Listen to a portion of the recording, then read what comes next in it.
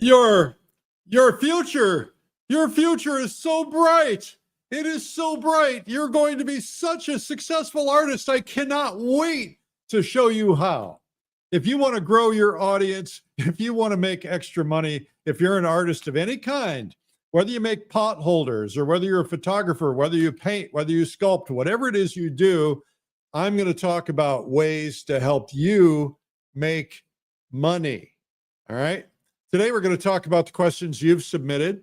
And here are some of the questions. Should I focus on Instagram or TikTok first? The most effective thing to do once a week to grow your audience. Should I do art fairs? Should I do websites? Where do I start? Selling studies or unfinished pieces. Should I do it?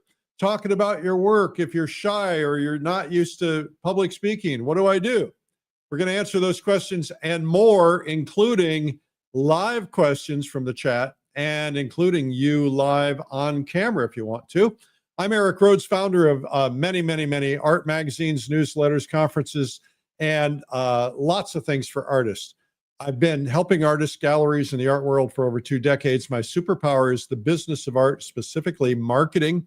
And I have spent my career making and creating and marketing and selling products, and made the Inc. 5,000 list 5 years in a row, and maybe 6. We'll find out this year, anytime now. Okay, so if you guys want to 10x, I'm going to help you try to do that, right? Let's get this show officially started. It's Art School Live with Eric Rhoads. We're here every weekday at 12 noon. On Mondays, we do Art Marketing Monday. That's today. And on Tuesday, Wednesday, Thursday, we have guest artists teaching how to paint. Fridays, we do feedback on how to make your work better. And so today is Marketing Monday. If you guys want to come in and ask a question, here's how to do it. Just go to artschool.live/stream and to do all that other stuff it says to do. Okay. And we love it. Okay. Here's the deal. If you've been on the last 2 or 3 weeks, I'm sorry, we got to give somebody else a chance today. But if you have questions, make sure that you bring them to us. All right. Now, also, you can go in the chat and tell us where you're watching from. We have people watching from all over the world. We'd love to see it. We hit 17 million viewers the other day. So we're pretty cool. Pretty jazzed about that. We're pretty cool too. Okay. So here's one from Noah Patel. Noah says, I'm 17 and I am trying to build a portfolio and get into art school, but I also want to start selling prints. Will that hurt my chances? So the question, I think, Noah, is, will it hurt my chances to get into art school? I don't know. I don't know that they even need to know anything about it.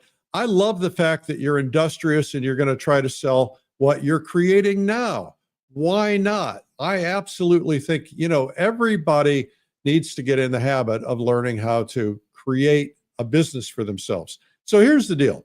We put people into art schools and we teach them for 4 or 5 years, and we don't teach them how to build a business. We teach them how to make art, and then they get out of art school and then they have to learn how to build a business. Sometimes that takes some time. Sometimes it takes years. So why not do it all simultaneously? Now, you should be focusing on your lessons and on your art, but you're going to be producing art, and maybe you have an opportunity to put a little bit out there and sell some. It doesn't hurt. As a matter of fact, I've often said to some of the art schools, let me create programs for you so that you can teach people how to survive as an artist, because otherwise you never will. All right. So do it. Noah, do it. You can do it. Okay. If you want to come on camera, just go to artschool.live/stream. Okay. We have an update from Carl S. His question from last week. He was asking how to deal with a hot audience. And we said, what does that mean? And his update is, a hot audience is when you paint a piece for yourself or for a surprise for somebody and everybody wants it. In other words, what happens when you get a really hot painting, something that everybody responds well to? Well, there's a lot of options on that, Carl. It's a good question.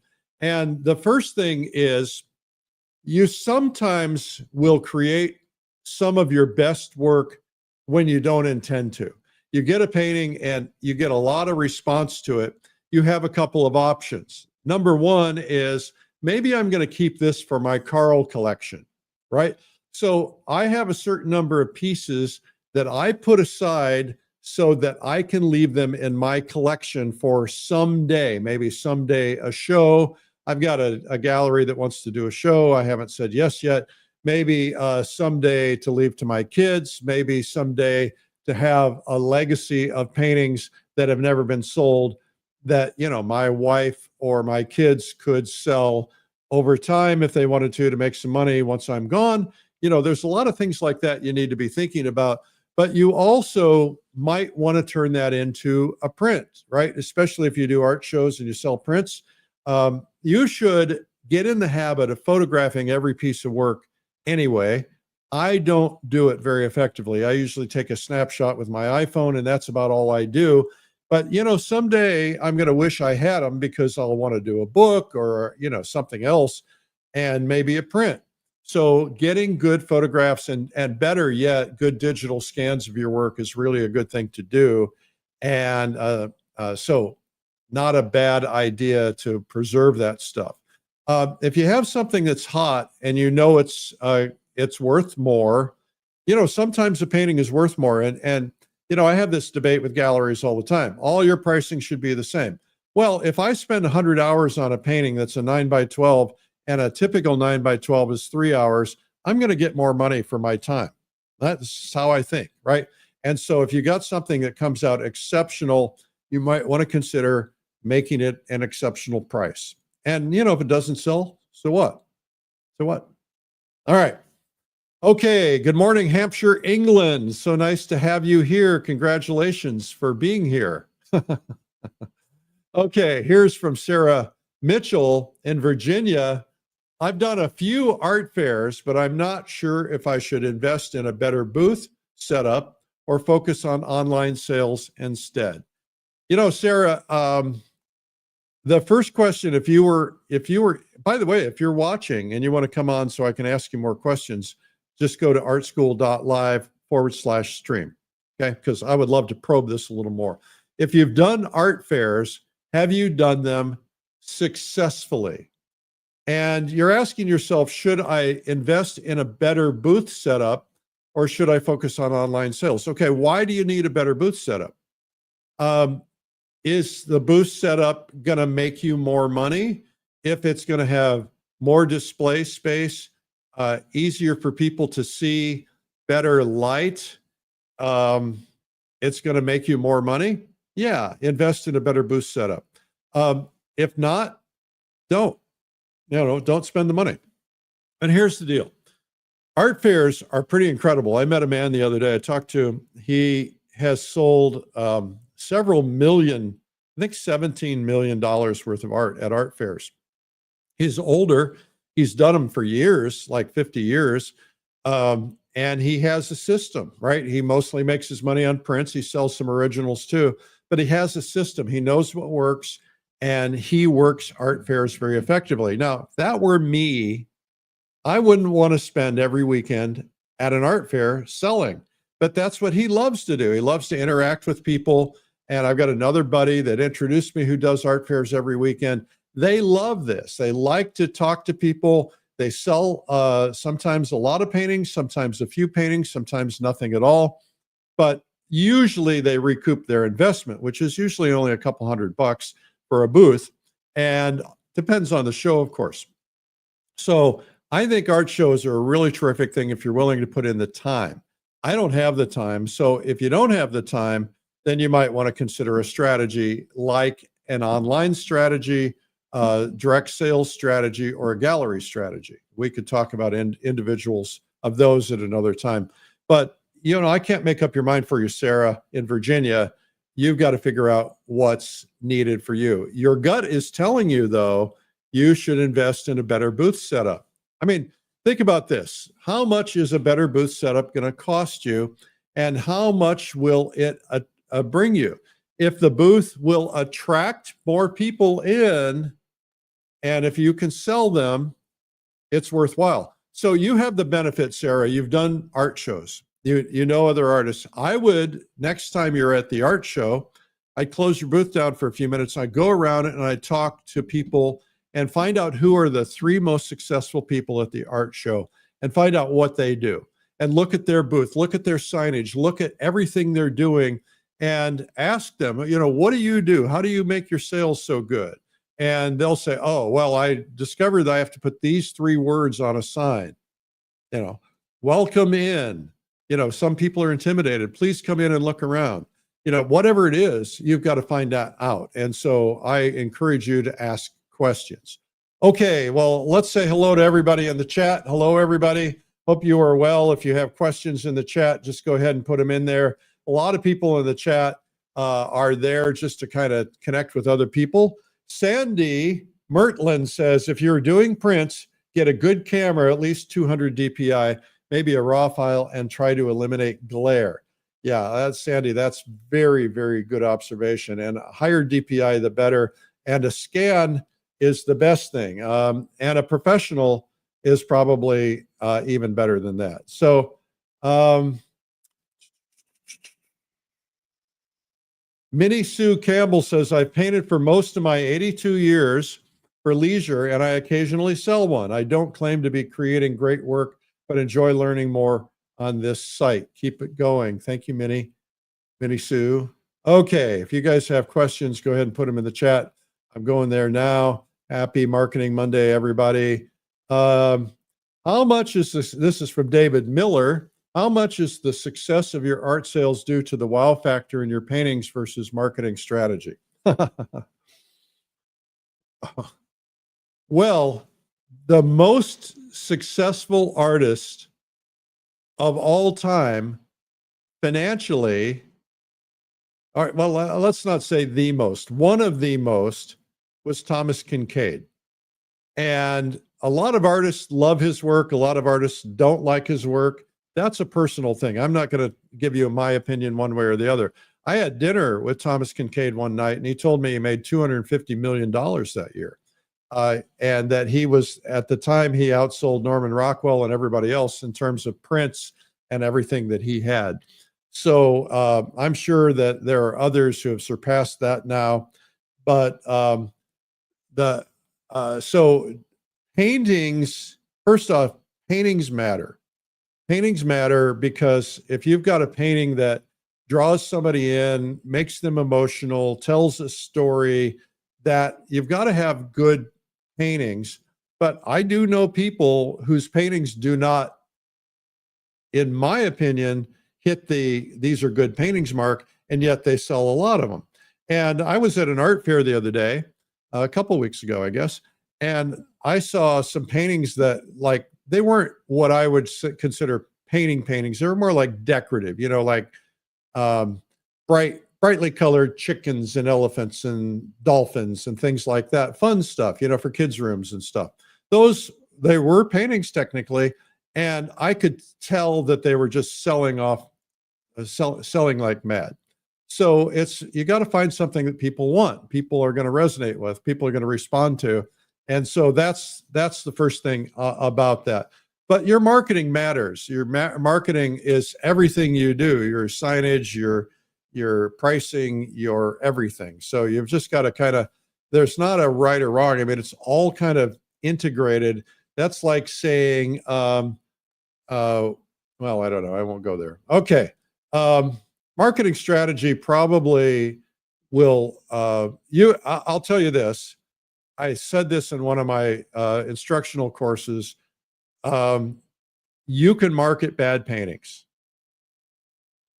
So we know stories of hundreds of people who make great paintings that they don't sell. So if they marketed them properly, they would sell. So marketing does make a huge difference. Okay. Let's see here. Any others? Perhaps I can address the subject of copyright. This is from Loretta Berg Sampson. Specifically, if you happen to use a recognizable subject in your art, even if you painted it from life, the subject came up at our art show Saturday. All right. To my knowledge, There's only one that I'm aware of, and that is there's a tree, I think it's called the lone pine or something. It's the lone cypress. There's a tree in Carmel, Monterey area on the 17-mile drive. And supposedly that tree has been copyrighted and that it is illegal to paint and sell that tree. Now, you would have to talk to those people about it. I wonder, how do they enforce it, et cetera.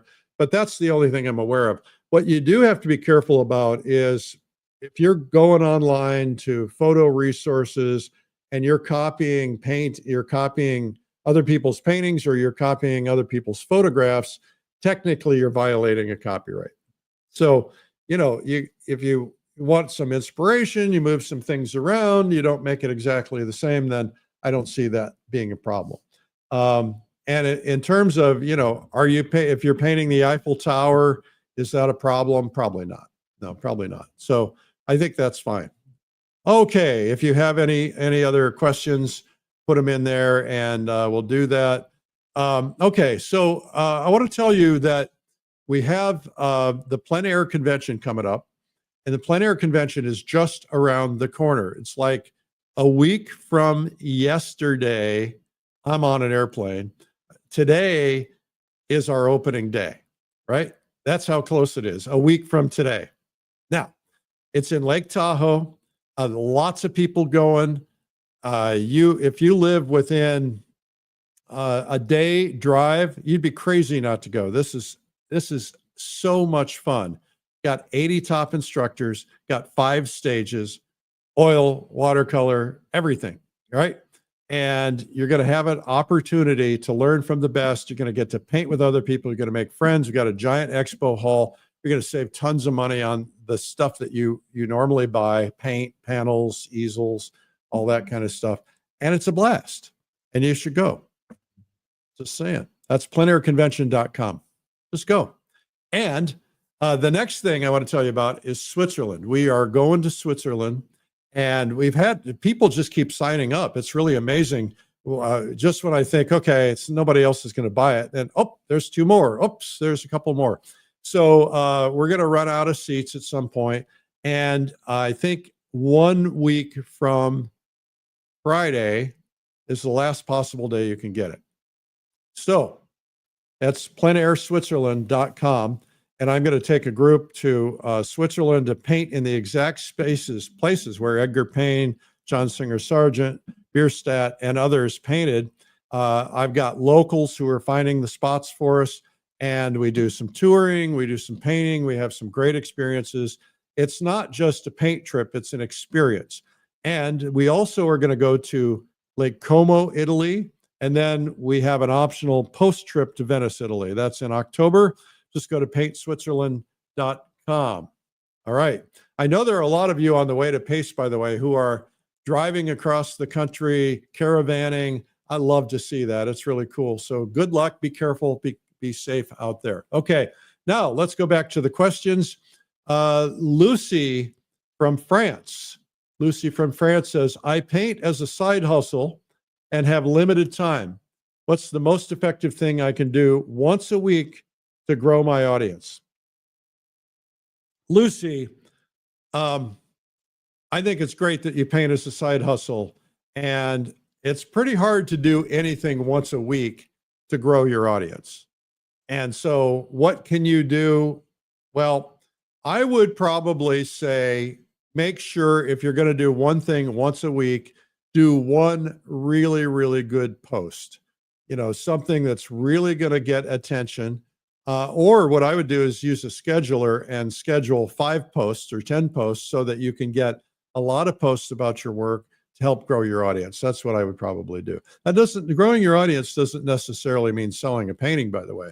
A lot of people have big audiences and never sell anything. So you got to understand how to write things so that people want to buy them, and people understand how to buy them or where to buy them. So you got to think about those things. Okay, Carmen L. Carmen L says, I started painting my paintings online, but I just started posting my paintings online and I'm not getting much traction. Should I focus on Instagram or TikTok first? Okay, well, if you're not getting traction, be patient. Okay, so here we are 5 years later, and we have 17 million views of this program. So, but the first year, we didn't even get to like 200,000 views, right? It takes time. And the algorithms are paying attention to, they're paying attention to how frequently are you posting, how much are people responding to things. And so if you want to get things moving, post more frequently, but make sure you're posting in your lane. In other words, if you want to be talking about art, don't be talking about your food. Don't be talking about your dog. Don't be talking about your cat's hairballs. Be focusing on your art, right? And so look for, post finished paintings. I don't like posting them in progress. And sometimes ask questions. Do not ever say, make a comment, because you'll get flagged for that. But you can certainly say, hey, which of these two paintings do you like the best? And what is it you like about it? And get people engaged, ask questions. Anytime you can ask questions in social media. The answer to your question on Instagram or TikTok, it depends on who the audience is that you want. I think, TikTok is mostly video centric. Instagram is also very video centric, but it also does stills.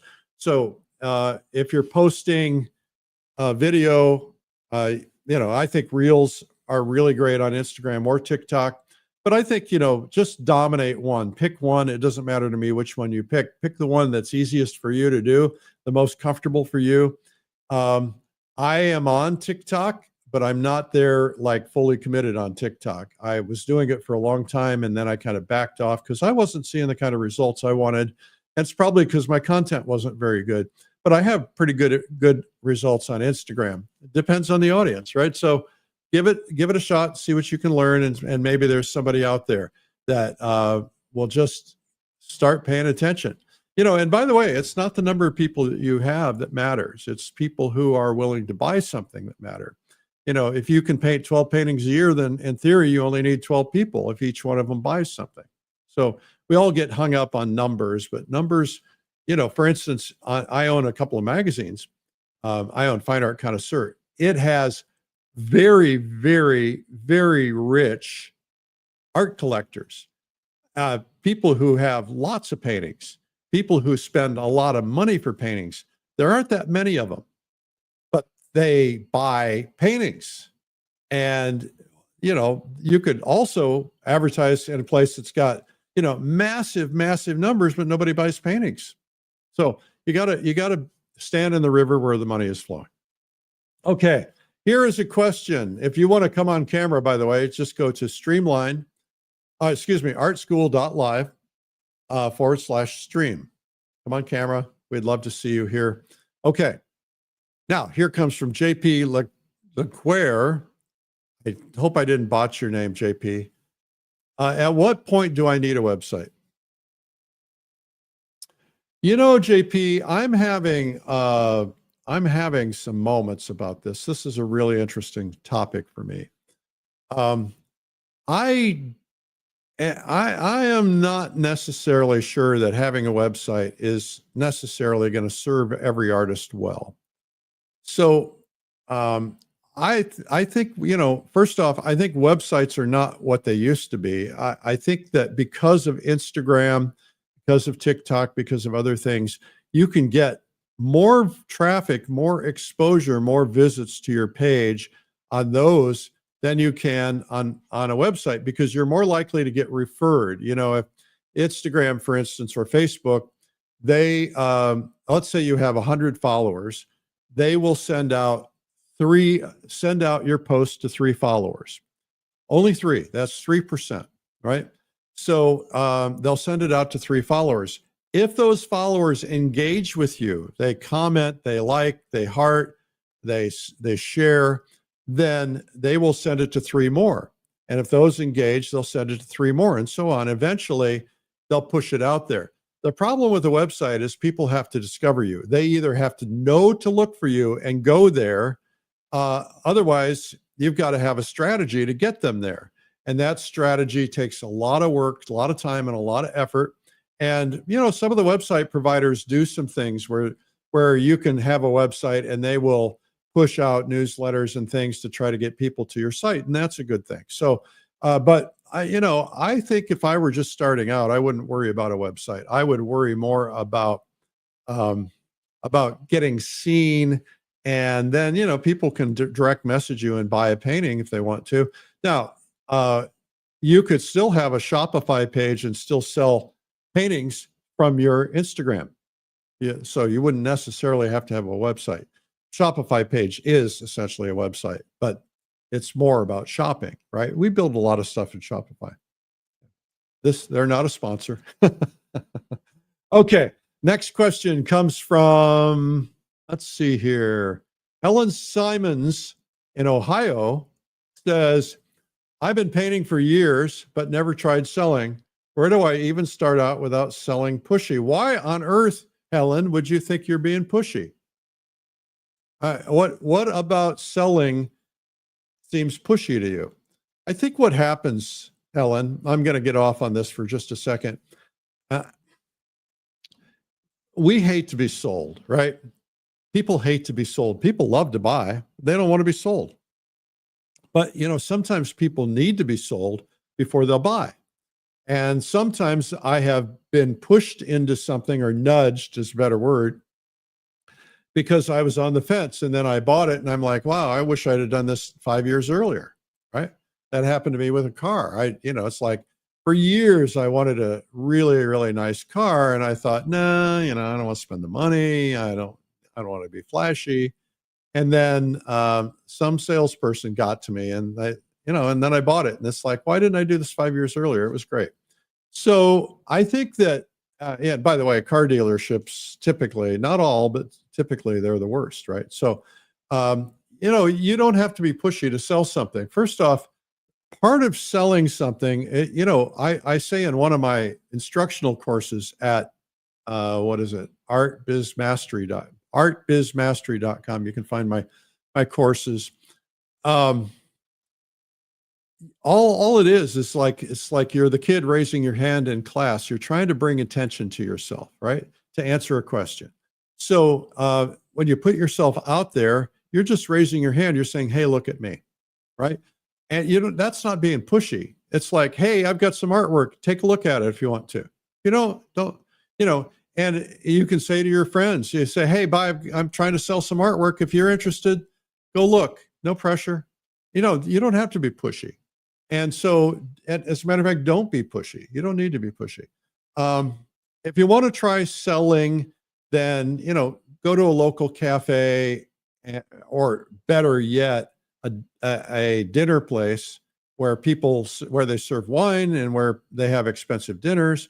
And then, put some of your artwork up and say to the owner, hey, I'll give you 10% of everything that sells. Let it stay up for a month and see if anything sells. I mean, sometimes that's all it takes. Helen, you should try it. It's fun. Okay, if you guys want to submit a question, here's how to do it. You just go to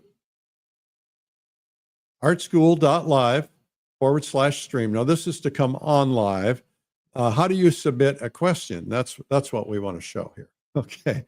You can send it to me, Eric at streamlinepublishing.com.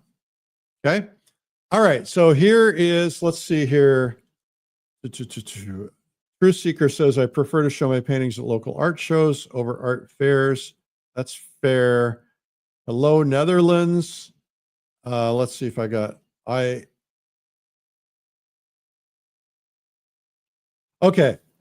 I oil paint a lot of beach scenes. This comes from Dr. Mix Recordings. I want to hear your music, Dr. Mix. Maybe we need a theme song. I oil paint a lot of beach scenes, and I've been painting for years. I've been buying those cheap 5-pack canvas packs for forever. Would it be wrong to sell those for a lot of money? I got to tell you something. I have paintings in my collection. I have a collection that would blow your socks off. And I have paintings in my collection that were pretty pricey that are painted on cardboard. Back in the Soviet era in Russia, they could not get any art materials. They couldn't get canvases. They couldn't get panels. They painted literally on cardboard. I have paintings that were done on the backs of signs. I have paintings that were done on the backs of, you know, a cereal box. And they're beautiful paintings and they're fabulous. And maybe they're not as archival as some substances, but they're beautiful and they're going to last for a long time. So because of the oil paint that's on them. But, you know, I'm not a big fan of cheap canvases because they're hard to paint on.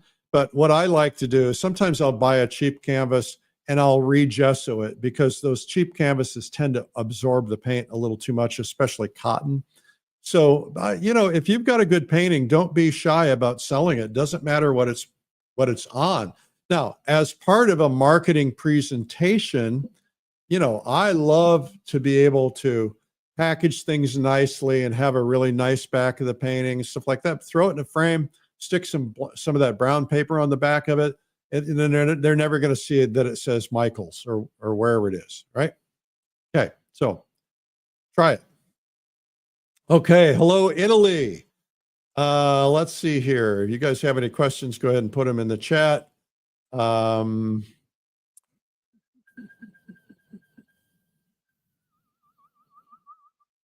Oh, Cynthia says, I'm waiting to hop on a plane to go to PACE, waiting to hear where it's going to be next year, trying to get a group together. Next, what we do is we announce at this year's PACE, we will announce where next year's takes place.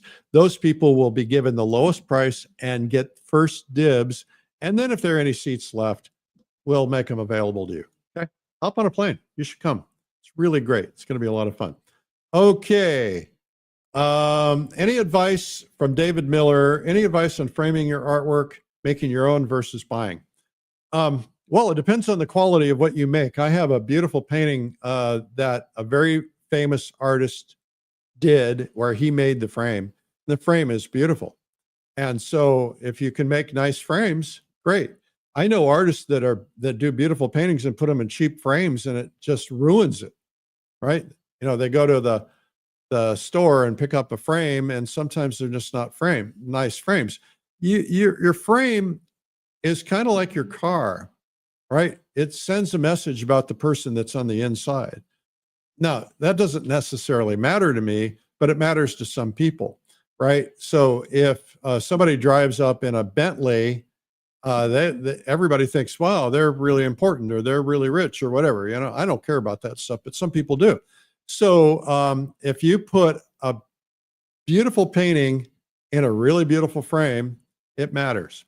There's a friend of mine who ran a gallery. He's not there anymore. And he said to me, I had this painting. He said it was a really good painting. And it had sat there on the wall for a year. And I decided it was time to take it down and send it back to the artist because it wasn't selling. And he said, I looked at it and I thought, you know, I think the problem is the frame. So he called his framer. He put a $2,500 gold frame on it. $2,500 gold frame. By the way, this was a $2,000 painting. So he put a $2,500 frame on it. He raised the price of the painting to $14,000 and it sold the first week. Frames matter. Don't let anybody fool you about that. And the problem is, of course, as an artist, you know, they're expensive but they do matter and it depends on the environment, but frames do matter. There's a lot of really beautiful frames out there that are expensive. There's a lot of really beautiful frames out there that are not expensive. Some are more beautiful than others, but you want to get something at least fairly decent. And if you can make your own and do it, I've made some of my own frames and mine are not very good. You can buy molding. I was at a friend's shop. He has a frame shop and a studio. I was there the other night for a party and he has all this molding in the back and he just cuts it. And, you know, he's got a special cutter and you got to do that right so that you get the perfect edges. But that's something that's always possible too. Okay, let's see here. If you have a question, go ahead and submit it. If you want to come on camera, just go to artschool.live/stream. Okay. Let's see here. I don't have a website yet, says Matthew Condon. just on Instagram. I want a website eventually. I like the idea of a website as a backup in case my social media gets hacked, locked up, or lost. Well, I think that's a good point. It does happen. I have an artist that I work with on videos, and I kept begging, this artist kept posting paintings of nudes. And I said, you're going to get in trouble. Don't do it. And he had close to 1 million followers. And one day they just pulled him down. And I said, I warned you. And he never got him back. And so you got to be careful about what you post. That matters, right? Don't think it doesn't matter. You got to be really careful about what you post. And so anyway, you don't want to do that. What's the craziest thing that's ever happened at Pace? What's the craziest thing that ever happened at Pace? I think one of the craziest things is last year I did an acrobatic act and I hung from the ceiling. Destroyed my back doing it. That's another story. Sharon Brown says, I've been encouraged to be on my first outdoor art fair. What would you recommend as far as numbers of originals and prints to have on hand? I did an art fair, first one in the Adirondacks about 20 years ago. And I didn't have a whole lot of stuff, but I took everything I had, and I literally took stuff off the walls of the house. My wife was kind of upset because she liked some of those paintings. So I took them all out and put them all for sale. One particular painting got a lot of attention, and I sold it 3 times. And I sold it 3 times because when it sold, I repainted it really quickly because I wanted it for my house, and somebody bought that. And so, sometimes things are going to be hot, sometimes they're not. I would say, take a little bit of everything. You're starting out, don't spend a lot of money on prints. Just make, a few sizes of a few different paintings and see what people respond to.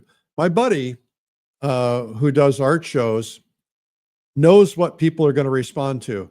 And it depends on where he is, right? So if he's in Texas, he's selling Texas scenes. If he's over by the beach, he's selling a lot more beach scenes. So he kind of knows, but he has prints of everything. So you just have to get out there and try it, Sharon, see what happens. Hello, Norway. Okay. Okay, Jocelyn Schlader, Joclyn Schlader, I'm sorry, I botched your name. My social media followers are mostly friends, family, and other artists, all who buy, so I'm not complaining, but how do I get art collectors to follow me? Well, I'll tell you what not to do. Maybe that'll help. To get art collectors to follow you, don't appeal to artists. In other words, don't talk about your workshops. Don't show half-finished paintings. Don't talk about your process. Don't talk about things that other artists want to know. Talk about paintings.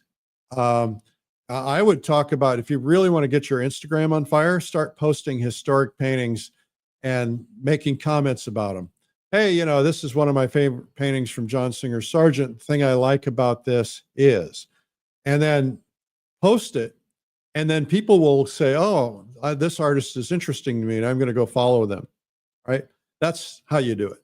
And so then post some of your work in there once in a while as well, but don't be posting your food and your cat and all that stuff. And that's a good place. One of the best places to find art collectors is on LinkedIn, because there are actually art collector groups. And you don't want to go in there and say, hey, I'm an artist, follow me, but you want to go in there and participate in the forums and say smart things. Or go to places that art collectors are gathering and say smart things, and then they're gonna go, oh, this person's smart, I'm gonna go follow them. That's how it works, Jocelyn. Okay, stand in the river where the money is flowing. That's where the art collectors are. I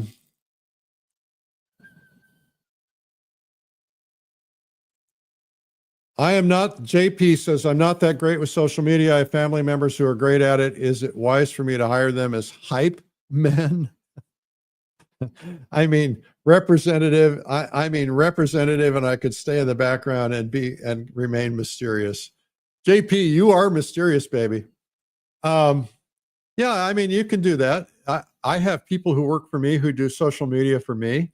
I don't do it all. I try, but I don't have a lot of time. So I have people who are doing posting for me as well, and on some of my other accounts. If you're willing to spend the money, and if you don't want to do it, and it's better to have somebody else doing it and doing it well than not doing it at all, probably. And so you've got to ask yourself, what's the investment worth? And you got to give it some time, see if it's gonna work for you. All right. Okay. So let's see, what else do I need to tell you guys about? What have I not talked about yet? Amandine. Oh, I know. So we did this thing the other day where we had a couple of guests and we announced something brand new. As you know, we've been doing a lot of events. We started these with COVID, and they're actually getting bigger, which is really interesting. So we do, in January, we do Watercolor Live. In November, we did, well, we change them around, a lot of different ones. We've done Realism Live, Plein Air Live, Acrylic Live, Pastel Live, and we just announced a new live event. It's going to be a one-day event. We're kind of dipping our toe in the water, and it's called Digital Painting Live, where you paint on an iPad or you paint on your computer. We have the top artists from Hollywood, people who've done things like Lord of the Rings, Avatar, Shrek, you name it. Some of the top digital artists in the world who are going to be teaching. I won't get into the names and so on right now. You'll find them if you go to digitalpaintinglive.com. We'll have to get a slide for that, but digitalpaintinglive.com. And we had a whole bunch of people sign up for it. It's a one-day event and it's cheap. It's like $47. And if you want to learn how to use it for creating compositions I was on my tablet this morning. I use it for creating compositions, coming up with ideas for painting. And you can take it outdoors and plein air paint with it if you don't have your paints, like on business trips. I oftentimes don't. So that's an option. You'll learn a little bit about that. Now, this is not a basics course. These are watching these people at a very sophisticated level. So we recommend you go in and get some basics first. We'll send you links to basics, but you want to go to digitalpaintinglive.com. If you are not a subscriber to this program, you will love it. Maybe you won't. I don't know. You just go to Art School Live on YouTube and subscribe. That's where we want you to go, YouTube. Art School Live on YouTube. We just hit 17 million views on YouTube. We're really excited about that. That does not include all the views on all the other social media. Okay, so, and we would love it if you give me a follow, Eric Rhoads, at Eric Rhoads. If you want to get a free gift, just get a free gift from us. You have 97 Incredible Art Secrets. It's a free video. It's 2 hours. Some of the top ideas from some of the top artists in the world. Just go to 97artsecrets.com/ASL. If you want to come on live, there's still time for you. If you want to ask something in the chat, I'm kind of trying to keep in the chat as well, but go to artschool.live/stream. Let's see. What are some things that are sounding smart when speaking to art collectors? This is from Eliner Tyron Elgin. I don't think you have to sound smart. You probably are smart. You just be yourself. Look, what do people want to know? Ask yourself this. If you were buying a piece of art and you were not an artist, maybe think back to before you were an artist. Think about, what do I want to know? And I think the things that you understand that every purchase is emotional. Everything you buy is an emotional purchase, and it is supported by logic, right? So if I'm in a gallery and I'm interested in a painting, the first thing you want to do is get them to talk to you, right? So you could say, hey, I noticed you're looking at that painting. I'm the artist. I just wanted to introduce myself. My name is Eliner. And say, what is it about the painting that you like? And, oh, I just love the colors. Now, and they're not necessarily going to know how to say, I like the brush work or the edge work or all that stuff, because they're not necessarily going to be sophisticated. So, well, that's really nice. Anything else? Yeah, I really like that reminds me of my childhood. Right. Great. Where do you think you'll hang it? Oh, I hadn't thought about that. I don't know. It probably would look good in my den. All right, cool. Should we make that happen? I mean, that's kind of how it goes, right? So you can get them, you can say, do you want to know the story about this painting? Because people love stories. So, I do this all the time. So I was out on a hike and I had my backpack on with my paints in it. And I'm hiking along and they're down by the river. There's this older guy and a young child. I think it was probably his grandson. And he's teaching him to fish. And it was so precious. So I just set up my easel.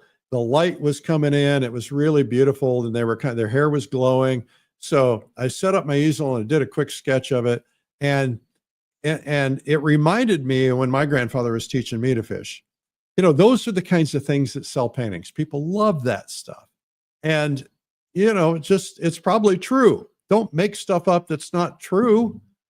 Just tell the truth. Have fun. Just be honest. Just engage people in conversation. Sometimes people just say, hey, how you doing today? And that's all you really need to do. You don't have to sound smart. Now, art collectors, that's a really weird term because there are a lot of people who buy paintings or sculpture.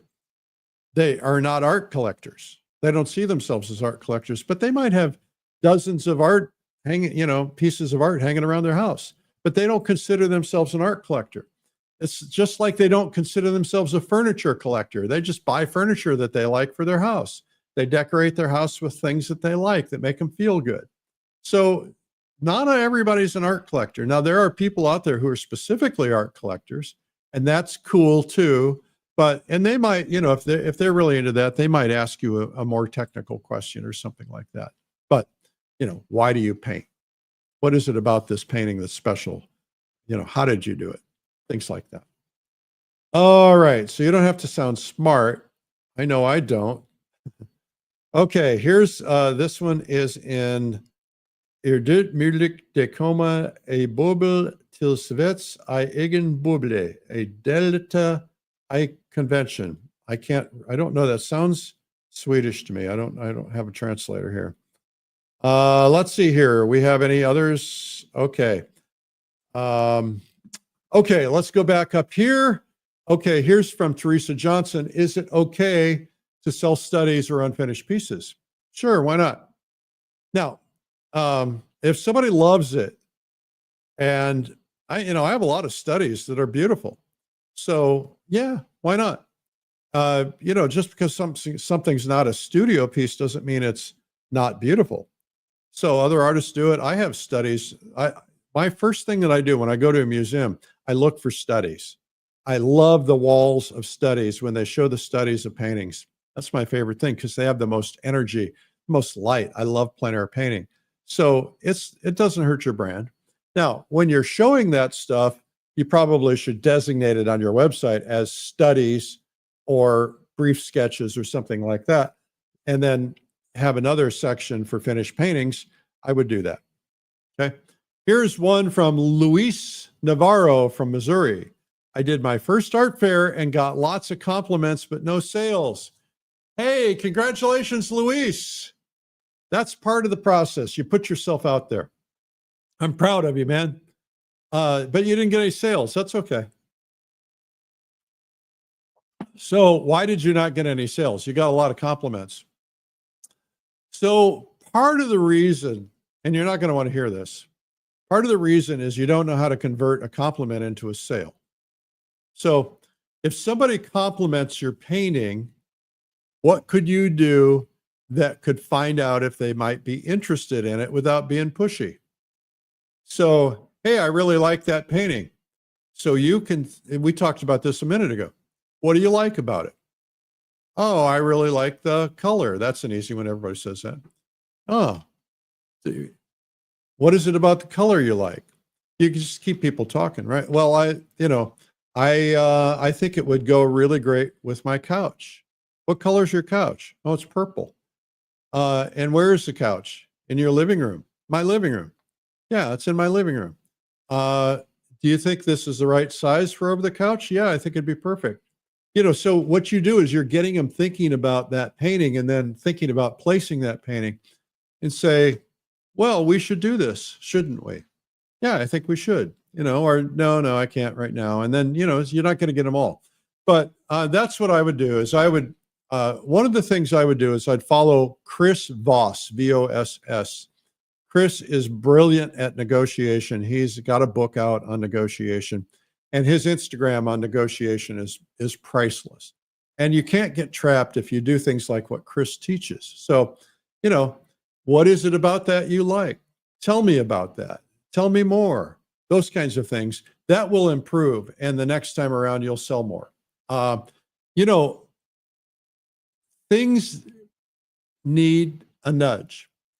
Now, 50%, there are 4 personality types. 50% of the people fall into 2 personality types that would never, ever buy a painting without being nudged, because they need to be nudged. They need to help get off the dime. You know anybody like that? It's like, clean your room, man. This is the thing about my kids. Some of my kids, I have 3, some of them are like, they're clean, their room is spotless, but the other one's like, got to tell him to clean his room. Sometimes you got to tell people to buy a painting. You really should buy that. You got a birthday coming up, an anniversary, who would like that? That kind of a thing. You just learn to get people talking. Okay. It's not manipulative. Okay. Let's see here. I got one more question. If you can answer it. Will a gallery take cheap materials like canvases that were painted on? And what if your artwork looks a little cartoonish? Is that a no? Hey, you can buy Dr. Seuss in a gallery and spend stupid amounts of money for it. If artwork, your artwork has to be appropriate for the gallery that's selling it. Do your homework, study the galleries, and find out if you feel your stuff would be a fit. If your stuff looks cheap, maybe it won't sell. If it looks good, think about this. You take a cheap canvas and you hand that canvas to Scott Christensen and say, do a painting on that canvas. You know what? That painting is going to look spectacular no matter what surface he puts it on. It's like you hand a pair of cheap golf clubs to Tiger Woods, he's still going to do better than anybody else will with it. So yeah, I think good materials are important. But a good painting is a good painting. And if a gallery likes your work, then they're going to like your work. We just did this cool thing.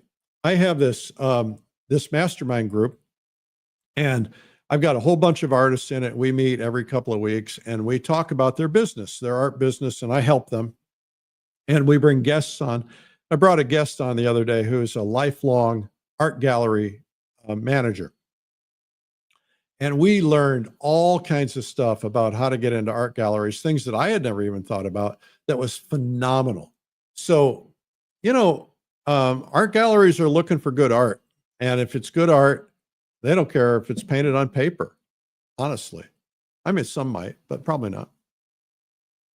Okay, let's see here. Unless we have any other questions in the comments. Kathy Kahn says, people don't always believe they deserve to do or buy something nice for themselves. Help them out. I think that's right. Sometimes people just need a little help. I'm not a spendy guy. I don't like to spend. I buy my clothes at Walmart and Target. I don't spend a lot of money. I know that's just, probably shouldn't admit that, but once in a while I'll go into a store and there's $100 shirt and I'm like, I would never buy $100 shirt in my life, or, something like that. But once in a while I'll do it, and sometimes the salesperson nudges me, especially at Nordstrom's or someplace like that. It's like, that really does look good.